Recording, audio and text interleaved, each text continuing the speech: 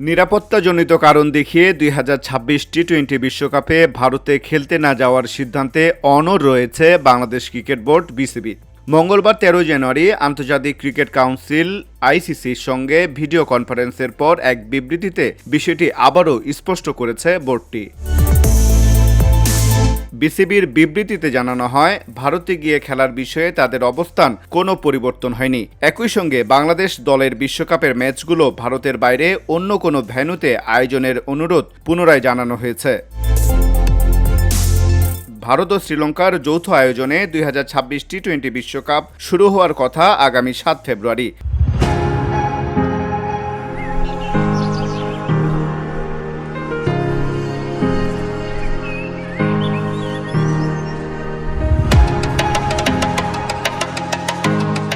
প্রকাশিত সূচি অনুযায়ী বাংলাদেশের প্রথম ৩টি ম্যাচ কলকাতা এবং গ্রুপ পর্বের শেষ ম্যাচটি মুম্বাইয়ে অনুষ্ঠিত হওয়ার কথা। তবে শুরু থেকেই বাংলাদেশের ক্রীড়া উপদেষ্টা আসিম নজরুল নিরাপত্তার বিষয়টি তুলে ধরে ভারতে ম্যাচ না খেলার দাবি জানিয়ে আসছেন।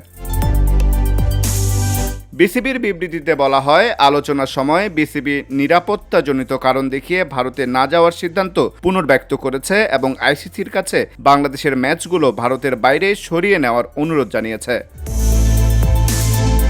বিসিবি জানায়, আইসিসি বিশ্বকাপের সূচি ইতিমধ্যে চূড়ান্ত হওয়ার কথা উল্লেখ করে তাদের অবস্থান পুনর্বিবেচনার অনুরোধ জানালেও বোর্ড সিদ্ধান্ত পরিবর্তনে রাজি হয়নি। তবে সম্ভাব্য সমাধান খুঁজতে আলোচনা অব্যাহত রাখার বিষয়ে উভয় পক্ষ সম্মত হয়েছে। ভিডিও কনফারেন্সে বিসিবির পক্ষে উপস্থিত ছিলেন সভাপতি আমিনুল ইসলাম, সহ-সভাপতি সাখাওয়াত হোসেন ও ফারুক আহমেদ, ক্রিকেট পরিচালনা বিভাগের চেয়ারম্যান নাজমুল আবেদিন এবং প্রধান নির্বাহী কর্মকর্তা নিজামুদ্দিন চৌধুরী।